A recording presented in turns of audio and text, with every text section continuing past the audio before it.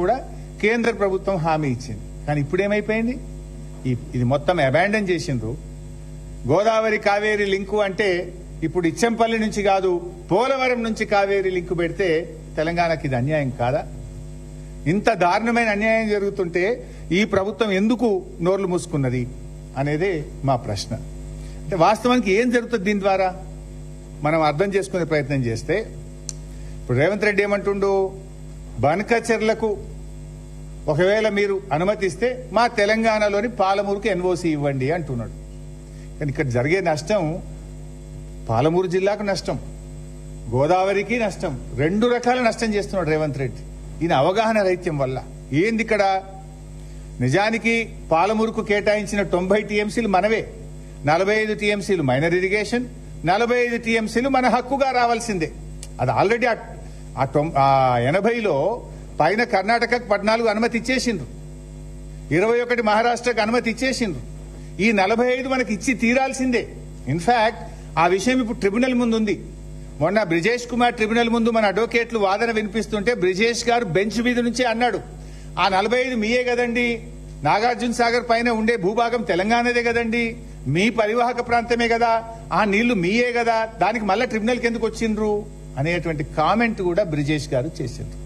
సరే, అప్పటి కేంద్ర ప్రభుత్వం కేసీఆర్ గారి పోరాటం వల్ల, కేసీఆర్ గారి ప్రయత్నం వల్ల ఇవాళ ఈ విషయాన్ని ట్రిబ్యునల్ కు రెఫర్ చేసిండ్రు.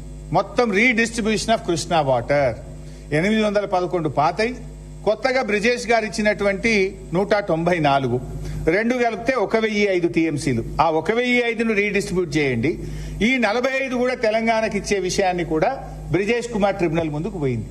1005 ప్లస్ 45 అంటే 1050 టీఎంసీలను ఇప్పుడు ట్రిబ్యునల్ డిసైడ్ అయిపోతా ఉంది. అయితే ఇక్కడ మన నీళ్లు మనం పోతా ఉంది. అయితే ఇక్కడ మన నీళ్లు మనం తీసుకోవడానికి ఇంత స్పష్టంగా ఇవాళ ట్రిబ్యునల్ ముందు కూడా ఏమైంది, 1050 టీఎంసీలకు సంబంధించి 2 రాష్ట్రాల వాదనలు పూర్తయిపోయినాయి. ఏ నిమిషాల్లోనైనా ఏ నెలలోనైనా ట్రిబ్యునల్ తీర్పు రాబోతా ఉంది. ఇవాళ అందరూ మేధావులు, నీటి రంగ నిపుణులు ఏం చెప్తున్నారు, ఈ 1050లో అధమంగా తెలంగాణకు 700 టీఎంసీలు వస్తాయి అనేటువంటి మాట రాష్ట్రం అందరూ కూడా చెప్తా ఉన్నారు, నిపుణులందరూ కూడా చెప్తా ఉన్నారు. 700 టీఎంసీలు మనకు వస్తుంటే ఈయన అంటాడు, మీరు ఎన్ఓసి ఇవ్వండి 90 టీఎంసీలకు, నేను ఇక మా గోదావరి నీళ్లు 139 టీఎంసీలు ఇడిచిపెట్టుకుంటా, సమ్మక్క సాగర్ 47 ఇడిచిపెట్టుకుంటా. అంటే మొత్తం ఇటు కృష్ణకు నష్టం చేస్తుండు, అటు గోదావరికి నష్టం చేస్తుండు. ఇప్పుడు గోదావరి కృష్ణాలో కూడా ఏమైతుంది, 90 టీఎంసీలు ఎన్ఓసి తెచ్చుకుంటే రేపు ఆంధ్రప్రదేశ్ పోయి ఈ 90 టీఎంసీలను ట్రిబ్యునల్ ముందు పెడితే నీకొచ్చే 700 టీఎంసీలో 90 కట్టగావా?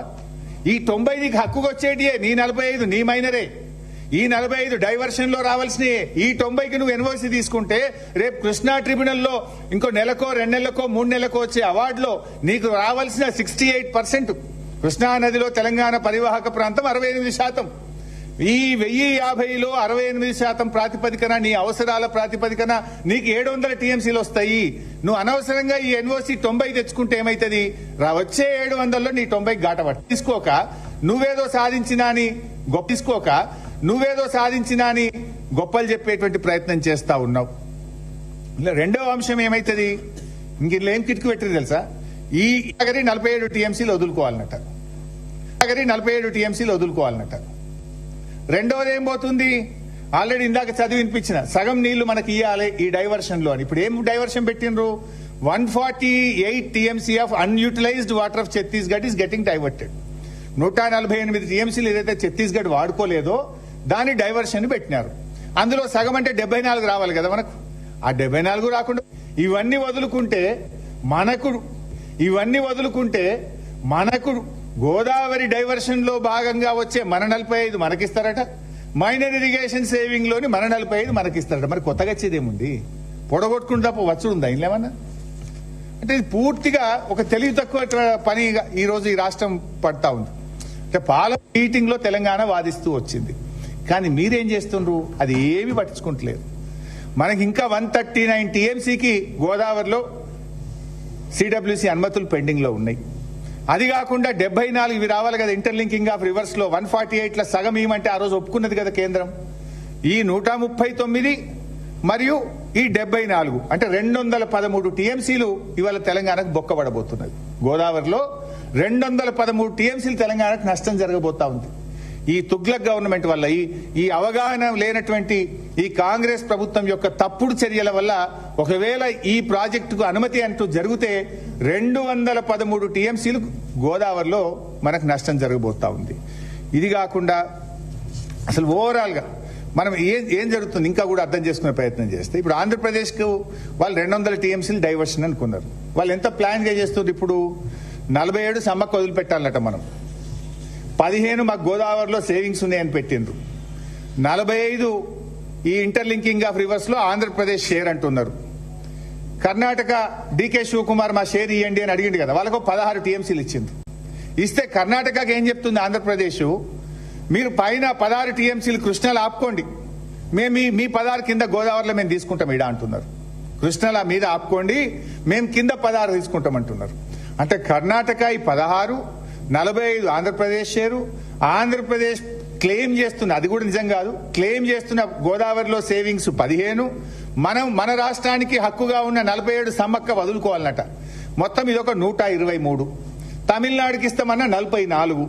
ఈ 167 టీఎంసీలతో ఇప్పుడు పోలవరం బనకచెర్ల మేము కడతాము అని వాళ్ళు పావులు కదుపుతున్నారు. ఇప్పుడు 167 టీఎంసీలతో దీనికి సంబంధించి ఒక 2-3 నెలల నుంచి డ్రామా నడుస్తుంది. సీక్రెట్ గా చేస్తుంది అంతా. ఎంత సీక్రెట్ అంటే అసలు మినిట్స్ ఆఫ్ ద మీటింగ్ ఉండే ఏం జరిగిందో తెలియదు, ఫైనల్ గా సంతకాలు పెట్టి అగ్రిమెంట్ అయిపోయే పరిస్థితి ఏర్పడ్డది.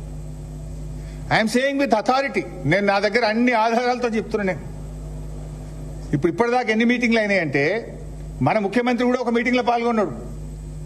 మార్చి 26, 2026 ఆంధ్రప్రదేశ్ కు యొక్క సెక్రటరీ వాళ్ళు కూడా ఇక్కడికి వచ్చిండ్రు.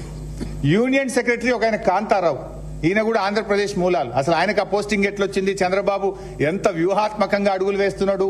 ఢిల్లీలో వాటర్ సెక్రటరీనే తన మనిషిని తెచ్చిపెట్టుకున్నాడు. ఆ ముఖ్యమంత్రిని, మన నీళ్ల మంత్రిని, మన ఈఎన్సీని, మన అడ్వైజర్ తోని మార్చి 26, 2026 నాడు మొదటి మీటింగ్ అయింది.